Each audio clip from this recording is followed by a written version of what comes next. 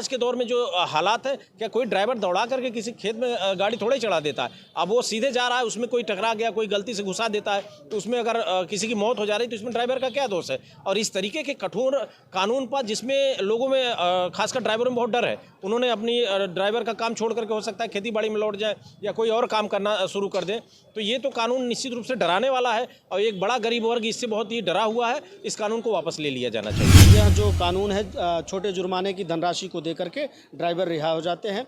जो नया कानून आया हुआ है, न्याय संहिता की बात करेंगे, भारतीय न्याय संहिता की, तो इसमें 104 सब क्लास 1 में ये कानून में परिवर्तन हुआ और उसमें यह कहा गया कि यदि सड़क पर कि चालक द्वारा, विशेषकर कोई ड्राइवर शब्द नहीं है, इसमें कोई ट्रक शब्द नहीं है कि ट्रक का ही ड्राइवर, चालक शब्द का यह तात्पर्य है, कोई चालक यह सड़क दुर्घटना को कारित करता है तो उसको 10 साल की सज़ा और 7 लाख रुपए के जहां कानून का प्राविधान है। दोस्तों, पब्लिश लाइव प्रयागराज में आपका बहुत बहुत स्वागत है। बता दें कि आज हमारी मौजूदगी इलाहाबाद के उच्च न्यायालय में है। हम आपको बताना चाहेंगे कि इन उत्तर प्रदेश ने बल्कि देश भर में नए बिल कानून को लेकर लगातार हड़ताल चल रहा है। यानी कि अभी हाल ही में देश के गृह मंत्री अमित शाह द्वारा एक नया कानून पारित किया गया है, जिसमें एक कानून ट्रांसपोर्ट को लेकर है। उसमें यह कानून में बताया गया है कि किसी भी मार्ग दुर्घटना में किसी की डेथ होती है या कोई व्यक्ति घायल होता है, उस स्थिति में वाहन चालक अगर मौके से भागता है तो उस पर 10 साल की सज़ा और 7 लाख रुपए तक की जुर्माने की प्रावधान है।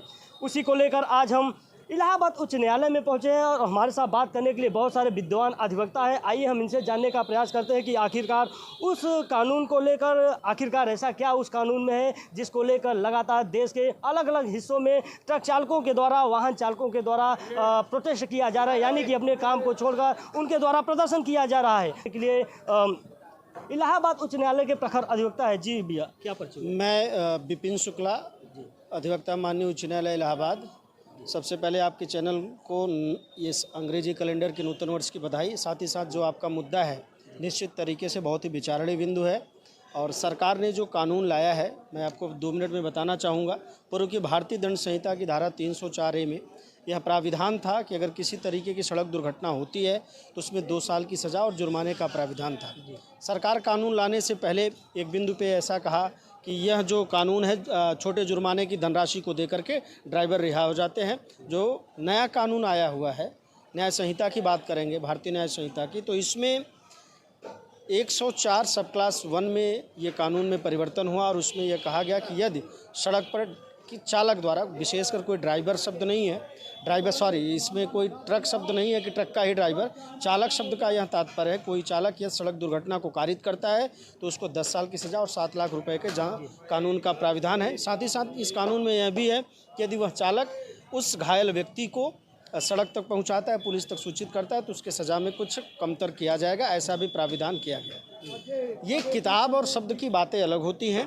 कानून का जो मूल उद्देश्य होता है वो भारतीय जनमानस में किस तरीके से प्रिविलेज होता है, कंटिन्यू अपना काम करता है, ये बहुत ही इम्पोर्टेंट पहलू होता है। सरकार ने निश्चित तरीके से उस बिंदुओं पर विचार नहीं किया है, इसमें परिवर्तन करना चाहिए। और भारतीय ट्रांसपोर्ट की जब हम बात करते हैं तो भी हमारे देश में मैं कहना चाहूँगा कि जो सड़कें हैं वो उस उच्च तकनीकी या मानक की नहीं है कि जिस पे हम ऐसा कहें कि तकनीकी स्तर पे पूर्व सूचना निर्धारित हो कि वो इतनी दूरी पे इस प्रकार की स्थितियां आती हैं। भारतीय जनमानस में अभी और सारे कई चेंजेज आते हैं। शराब पी करके कोई व्यक्ति अगर किसी गाड़ी को ओवरटेक करने के प्रयास में जाता है या फॉग के कारण, कोहरे के कारण, जैसा कि आप वर्तमान समय में उत्तर भारत में देख रहे हैं, पूरा का पूरा उत्तर भारत कोहरे की चपेट में है, विजिबिलिटी 10 मीटर बहुत ही मुश्किल से दिख रही है, तो दुर्घटना के चांसेस ऑब्वियसली बढ़ जाते हैं। ये ऐसा नहीं होता कि इंटेंशनली कोई ट्रक ड्राइवर होता है कि जो इस दुर्घटना को कारित करे, या बस का ड्राइवर, जो भी, एनीवे। साथ ही साथ मैं आपको बताना चाहूँगा कि भारतीय सड़क परिवहन निगम को यह सोचना चाहिए कि विजिबिलिटी की स्थिति या इस तरीके की जहाँ पे परिस्थितियाँ हैं, एम्बुलेंस की सुविधा आप ज़्यादा करिए, क्योंकि ट्रक ड्राइवर अगर इस तरीके से रुकता है तो हमारे ज़्यादातर ऐसा देखा गया कि हमारे देश की जनता उस ट्रक ड्राइवर को बहुत, या किसी भी प्रकार के ड्राइवर को ज़्यादा पीट देती है, जो जान जाने के चांसेस ज़्यादा रहते हैं। साथ ही साथ ट्रकों में आग लगा दिया जाता है। बात रही धरना के मुद्दे की, धरना के मुद्दे से आप देख रहे होंगे कि हमारे देश में उत्पादन के बाद उसका उपभोग की जो बात होती है वो कई देशों, कई क्षेत्रों से है। दक्षिण भारत में उत्पादित होने वाली चीज़ों का उपभोग उत्तर भारत में होता है, उत्तर भारत में उत्पादित होने वाले वस्तुओं का उपयोग और उपभोग दक्षिण भारत में, या पूर्वोत्तर भारत में, पश्चिम भारत में, हमारे देश में होता है। तो इस प्रकार के ट्रांसपोर्टेशन रुक जाने मात्र से बहुत बड़ी असुविधा हो रही है। कई महत्वपूर्ण काम रुके हैं। आज हम इलाहाबाद हाईकोर्ट में हैं। इस ट्रांसपोर्टेशन के कारण आप देख सकते हैं पूरे माननीय उच्च न्यायालय के परिसर में बहुत कम भीड़ है। वादकारी नहीं आ पाए हैं, अधिवक्ता नहीं आ पाए हैं। ये चिंता का विषय है, जिससे पूरा देश प्रभावित हो रहा है। आर्थिक क्षेत्र में बहुत बड़ा संकट उत्पन्न हो जाएगा। कितने माल ऐसे हैं, कच्चे माल, जो ट्रकों में और फैक्ट्रियों में अपने उत्पादन क्षेत्र में पूरी तरीके से खराब हो जाएंगे। सरकार को इन सब बातों पे विचार करना चाहिए और विचार करते हुए निश्चित तरीके से इस कानून को वापस लेने की बात मैं नहीं कहूँगा। सज़ा का प्राविधान आप कम करिए, जुर्माने का प्राविधान कम करिए, क्योंकि जो ड्राइवर होता है अमूल चूल 10 से 12 हज़ार रुपये की नौकरी करने वाला एक व्यक्ति होता है, जिसको अपना परिवार चला पाना मुश्किल होता है, तो इतने जुर्माने की धनराशि को दे पाना पूरी तरीके से नकारा जा सकता है। सरकार को विचार करना चाहिए। साथ ही साथ मैं आपको एक और बिंदु पे बताना चाहूँगा कि सरकार कमरे में बैठ कर के, आप पार्लियामेंट के हाउसिंग कमेटी में बैठ कर के जो निर्णय लेते हैं, आप निश्चित तरीके से भारत के धरातल पे आइए, नीचे आइए। वो ड्राइवर जो रहता है वो कोई एसी का काम करने वाला बंदा नहीं होता। वो निश्चित तरह गरीब घर का लड़का होता है जो अपने परिवार की आजीविका को चलाता है। उसके यहाँ विचार करिए, क्या इस कानून को लाने से पहले उस परिवार के भरण पोषण की चिंता आपके अंदर थी? ठीक है, जो मरता है, जिसकी डेथ हो जाती है इस प्रकार की सड़क दुर्घटना से, वो भी बहुत ही दुखद होता है। लेकिन दुर्घटना शब्द ऐसा होता है कि जो निश्चित तरीके से जानबूझकर किया गया कार्य नहीं होता, वो पूरी तरीके से असामयिक घटना होती है। और असामयिक घटना में इस प्रकार के दंड की बात नहीं। सरकार का कहना है कि इस प्रकार की कानून लाने से ड्राइवर तेज़ गति से वाहन को नहीं चलाएंगे। ऐसा कुछ नहीं होता है। आप नेशनल हाईवे, बहुत सारे एक्सप्रेसवे बनाते हैं, जिसका मानक आपने रख दिया 70 किलोमीटर 80 किलोमीटर पर आवर की स्पीड से गाड़ियाँ चलनी चाहिए। 40 किलोमीटर आपने मानक रखा, ये सरकार ने रखा मानक, लेकिन उस सड़कों पे भी मवेशी आ जाते हैं, कभी प्रकार किसान आ जाते हैं। तो इस तरीके से इन बातों पे विचार करना चाहिए कि आपका कानून जो बना है यह निश्चित तरीके संशोधन का विषय है। इसको आप संशोधित करिए, वापस लीजिए। और शेष बातें आपको हमारे बड़े भाई साहब भी हैं, वो बतलाएंगे।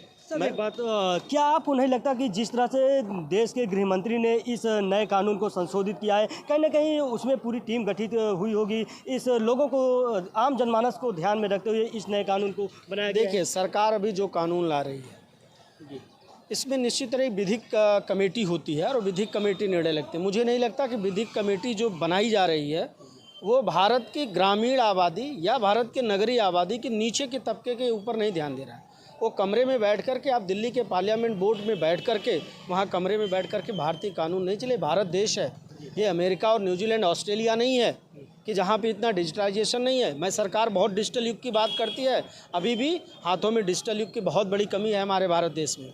तो मैं चाहूँगा कि जनता को आप झूठे पर्दे पर ऐसी दृश्य को न दिखाएं कि पर्दे के पीछे की कहानी और है और मंच के सामने की कहानी और है। इस पे आपको विचार करना चाहिए। सरकार से मेरा निवेदन है। जिस तरह से वाहन चालकों ने अपने काम को छोड़कर लगातार प्रदर्शन कर रहे हैं, इससे कहीं ना कहीं जो हमारे देश की अर्थव्यवस्था है, इन ड्राइवरों पर भी कहीं ना कहीं एक अंग है, इन पर निर्भर होता है, क्योंकि ये देश के कोने कोने में सामग्रियों को आयात निर्यात करते हैं। तो इसका आने वाले समय में क्या देखने को मिल सकता है? देखिए, भारत जो देश है ये लोकतांत्रिक देश है। लोकतंत्र में हर व्यक्ति की गरिमा, हर व्यक्ति का सम्मान और हर व्यक्ति के साथ समता का व्यवहार ही हमारे भारतीय संविधान का मूल उद्देश्य है। तो निश्चित तरीके से सरकार को विचार करना चाहिए। मुझे नहीं लगता कि ड्राइवर भी क्या वो उपेक्षित नहीं है, वो भी हमारे देश के सम्मानित नागरिक हैं और हर जगह उनका सम्मान होना चाहिए। इस कानून को ला करके उनको हेय दृष्टि से आज समाज देख रहा है। जो इस कानून के पहलुओं को नहीं जानते वो समाज में खिल्लियाँ उड़ा रहे हैं, कब ड्राइवरों का देखा जाएगा, क्या करेंगे। ये गलत है, किसी का उपहास नहीं होना चाहिए। और निश्चित तरीके से आयात निर्यात जो आपने पूछा, इस पे भी मैं कहना चाहूँगा, पूरा देश प्रभावित है, आने वाले समय में भी प्रभावित होगा। धन्यवाद जी। तो हमारे साथ बात करने के लिए अभी हाल ही में आपने देखा होगा कि आलोक मौर्य और ज्योति मौर्य का मामला जो देशव्यापी मुद्दा बन चुका था, उस मामले को निस्तारण करने के लिए हमारे साथ बात करने के लिए प्रखर अधिवक्ता यानी कि आलोक मौर्य के अधिवक्ता हैं। आइए हमसे जानने का प्रयास करते हैं कि अभी जो हाल ही में यह नया कानून को लेकर लगातार लोगों में प्रदर्शन किया जा रहा है, उसको लेकर इनकी क्या राय है, क्या चाहते हैं? जी सर, आपका परिचय। मेरा नाम हृदय लाल मौर्य, मैं इलाहाबाद उच्च न्यायालय में। सर, जिस तरह से देखा जा रहा है कि अभी नए कानून को लेकर जो ट्रांसपोर्ट से संबंधित कानून लागू किया गया है, उसको लेकर लगातार प्रोटेस्ट किया जा रहा है वाहन चालकों के द्वारा, तो क्या कुछ कहना चाहिए? मैं ये कहूँगा कि सरकार को अपना कानून वापस लेना चाहिए और जिस तरीके से इस समय पूरे देश में इसका विरोध चल रहा है। सरकार को निश्चित रूप से कानून वापस लेना चाहिए। और जो मैं समझता हूं जिस तरीके से इस कानून की व्यवस्था की गई है, जो 10 साल सज़ा और 7 लाख रुपए जुर्माने की बात की जा रही, कोई ड्राइवर, देखिए बहुत सिंपल सी बात है कि जब आप बीमार होते हैं, किसी डॉक्टर के यहाँ जाते हैं तो डॉक्टर पूरा एफर्ट लगाता है उनको बचाने के लिए। ऐसा नहीं कि डॉक्टर मार देता है। अब पेशेंट मर जाए तो उसमें क्या कर सकते हैं। वकील के पास आप आते हैं तो वकील ये कोशिश करता है कि अपने क्लाइंट के लिए जो भी बेस्ट दे सकता है दे। आज के दौर में जो हालात है, क्या कोई ड्राइवर दौड़ा करके किसी खेत में गाड़ी थोड़े चढ़ा देता है। अब वो सीधे जा रहा है, उसमें कोई टकरा गया, कोई गलती से घुसा देता है, तो उसमें अगर किसी की मौत हो जा रही तो इसमें ड्राइवर का क्या दोष है। और इस तरीके के कठोर कानून पर जिसमें लोगों में खासकर ड्राइवरों में बहुत डर है, उन्होंने अपनी ड्राइवर का काम छोड़ करके हो सकता है खेती बाड़ी में लौट जाए या कोई और काम करना शुरू कर दें। तो ये तो कानून निश्चित रूप से डराने वाला है और एक बड़ा गरीब वर्ग इससे बहुत ही डरा हुआ है। इस कानून को वापस ले लिया जाना चाहिए। तो क्या लग रहा है कि जिस तरह से वाहन चालक अपनी कार को बहिष्कार करके घर के लिए लौट गए, कुछ लोग सड़कों पर प्रदर्शन कर रहे हैं, तो इसका आने वाले समय में क्या देश के लिए कुछ फर्क पड़? देश की अर्थव्यवस्था बुरी तरह प्रभावित होने वाली है, क्योंकि जो ट्रांसपोर्टेशन होगा, कोई भी प्रोडक्ट हो, आप किसी फूड प्रोडक्ट की बात करिए या किसी भी स्तर के प्रोडक्ट की बात करिए, वो ट्रांसपोर्टेशन होता है इस प्रदेश से उस प्रदेश, उस प्रदेश से इस प्रदेश होता है। जो वहाँ का प्रोडक्शन है यहाँ कंज्यूम होता है, यहाँ का प्रोडक्ट वहाँ कंज्यूम होता है। जब ये रुक जाएगा तो वहाँ के रिक्वायरमेंट के हिसाब से उनकी रिक्वायरमेंट फुलफिल नहीं होगी तो रेट चढ़ जाएगा। उसके बाद मान लीजिए किसी फैक्ट्री की बात हो रही है, कार बनाने वाली फैक्ट्री में आयरन का ट्रांसपोर्टेशन, कोयले का ट्रांसपोर्ट, जब ये सब प्रभावित होगी तो उसका कास्ट जो है बहुत हाई आएगा। तो हो सकता है कि मैन्युफैक्चरिंग प्लांट ही रोक दिया जाए, जिससे इस देश की अर्थव्यवस्था बुरी तरह प्रभावित होने वाली है। सरकार को इसमें जल्दी समझ ले तो बेहतर, वरना देश की अर्थव्यवस्था को डुबाने वाले हैं। ये सरकार कड़े कानून बना करके इस देश की अर्थव्यवस्था को डुबाने की ओर ले जा रही है। अगर इस कानून को पुनः संशोधित किया गया है तो कहीं ना कहीं देश आम जनमानस के हित को देखते हुए संशोधित किया गया होगा, तो ऐसा क्या इस कानून में संशोधन किया जाना चाहिए जिससे आम जनमानस को भी समस्या ना हो और जो वाहन चालक हैं उन्हें भी किसी प्रकार की समस्या ना हो? देखिए, जो इनका प्रतिनिधि मंडल होगा, वाहन चालक एसोसिएशन होगा, उस एसोसिएशन से बात करें, उनकी जो प्रॉब्लम्स में उसको सुने और उसी के अकॉर्डिंगली वो डिसाइड करें, ना कि कानून। देखिए, आप अगर किसी गरीब के भूख को समझना चाहते हैं तो उसके बीच जाना होगा। 1-2 दिन आपको भी उसकी ज़िंदगी जीनी होगी। ये जो अपर क्लास के जो सांसद विधायक बने बैठे लोग, सांसद खासकर स्टेट मिनिस्टर, सेंट्रल मिनिस्टर हैं, ये लोग उस लेवल पे कभी गए नहीं हैं, तो उस स्तर की बात इनको समझ में नहीं आ रही कि ड्राइवरों की समस्या क्या है। तो ये एक ऐसा विषय है कि जिसको आप जानते नहीं हैं उसका आप काम कर रहे हैं, तो वो निश्चित रूप से ड्राइवरों के हित में तो नहीं है। ये जो बनाया गया है ये वहीं कहीं अपने इंटरनेशनल लेवल की बात कर लिए, लेकिन इंटरनेशनल लेवल पे न तो भारत की सड़कें हैं, न तो भारत की गाड़ियां उस लेवल की हैं, तो वो निश्चित रूप से ड्राइवरों के लिए हितकर नहीं है। तो दर्शकों, अभी आपने सुना कि इलाहाबाद उच्च न्यायालय के अधिवक्ताओं के विचार को सुना कि अभी जो हाल ही में देश के गृह मंत्री अमित शाह द्वारा नया कानून पारित किया गया, यानी कि ट्रांसपोर्ट को लेकर नया कानून संशोधित किया गया है, उस पर अपने विचार को रखे। दोस्तों, आपको बताना चाहेंगे कि अभी जो हाल ही में नया कानून पारित किया गया, प्रकार से वाहन चालकों ने अपने काम को छोड़कर लगातार प्रोटेस्ट कर रहे हैं और अपने घर के लिए पलायन कर रहे हैं। इससे आने वाले समय में कहीं ना कहीं देश की अर्थव्यवस्था पर भी बुरा प्रभाव पड़ने वाला है।